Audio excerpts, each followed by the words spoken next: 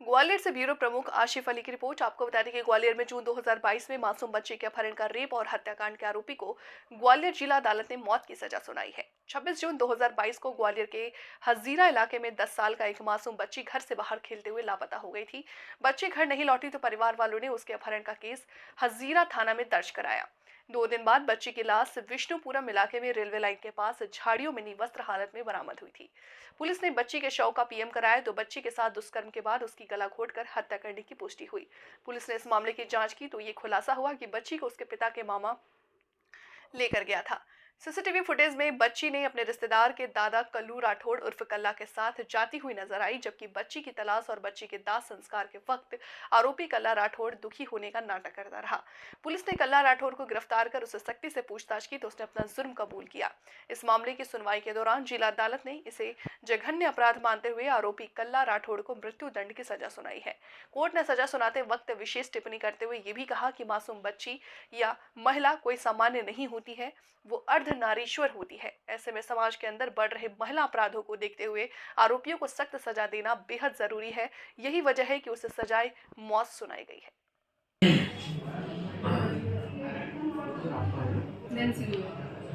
वो भी शॉर्ट बनेगा ना तो सब आ जाएगा, उसमें कोई दिक्कत नहीं। सर किस तरह से माननीय न्यायालय ने बड़ा फैसला लिया है, क्या पूरा प्रकरण रहा था? ये घटना 26/6/22 की थी। एक प्रकरण की जो मृत बालिका है 10 वर्ष की थी, अपने भाई के साथ खेल रही थी, दोपहर के 1 बजे गायब हो गई। जब उसके पिता ने उसको ढूंढा और भाई से पूछा तो भाई ने बताया कि इसको ये आरोपी है जो उसका पिता के रिश्ते में मामा लगता था, ये इसको आइसक्रीम खिलाने बहाने ले गया था।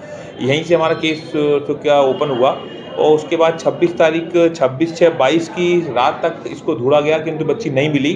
तो 26 तारीख की रात यानी 27 तारीख को दोपहर रात में 1 बजे थाना हजीरा में धारा 363 का अपराध पंजीबद्ध किया गया और उसके बाद अनुसंधान प्रारंभ किया गया। अनुसंधान प्रारंभ में दौरान 2 दिन पश्चात बच्ची जो अबोध बालिका थी इसकी शव बड़ी विकृत स्थिति में वैष्णोपुरम रेलवे लाइन के पास झाड़ियों में मिला।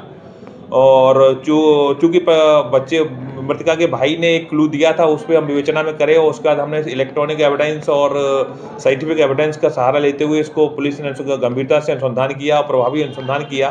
तो सीसीटीवी फुटेज और फॉरेंसिक एक्सपर्ट की मदद से इस प्रकरण को में साक्ष्य संकलन किया गया और जब बहुत महत्वपूर्ण साक्ष्य इसमें इलेक्ट्रॉनिक एविडेंस सीसीटीवी फुटेज की यह प्राप्त हुई कि घटनास्थल वहाँ जहाँ शव मिला है उसके कुछ प्राप्त होने के बाद वो आरोपी बच्ची के साथ ले जाता हुआ दिख रहा है, लौटते में अकेले आ रहा है।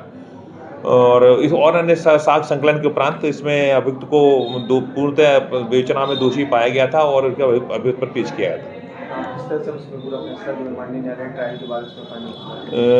माननीय इस प्रकरण का अभियोजन संचालन हमारे विशेष लोक अभियोजक श्री आशीष राठौर और नैन्सी गोयल मैडम ने किया है और इन्होंने पूरी तत्परता से लगन से इन्होंने हर केस का ब्रीफ बनाते हुए विटनेस को एक चीज़ से हर चीज़ को न्यायालय के सामने प्रस्तुत किया और अनुसंधान वाली साक्ष्य को हमने पूरी दृढ़ता के साथ न्यायालय के साथ प्रस्तुत करते हुए न्यायालय के सामने यह भलीभांति प्रमाणित किया कि आरोपी ने ही यह बच्चे का अपहरण किया और उसका अपहरण करके ले जाकर उसकी नृशंस हत्या करी और उसका दुष्कृत किया।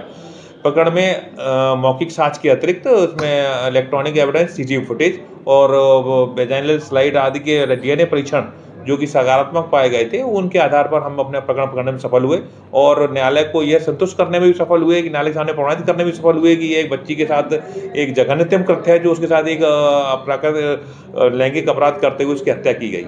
माननीय न्यायालय ने अभियोजन के तर्कों पर विश्वास करते हुए यह मानते हुए कि वर्तमान में नारियों के प्रति बढ़ रहे अपराध और उनकी सम्मान और गरिमा के विरुद्ध हुए अपराध को दृष्टिगत रखते हुए इस अबोध बालिका के प्रति कारित घटनाक्रम अर्थात नृशंस और अमानवीय कृत्य है। हमारे निवेदन, हमारे आर्गूमेंट को और उसको तर्क को स्वीकार करते हुए आरोपी को कैपिटल पनिशमेंट से दंडित किया गया। न्यायालय ने नारी की महिमा और नारी के जो अपने भारतीय संस्कृति के अनुसार नारी का जो महत्व है कि अर्धनारीश्वर का रूप है और उसको शक्ति का प्रतीक है, उसके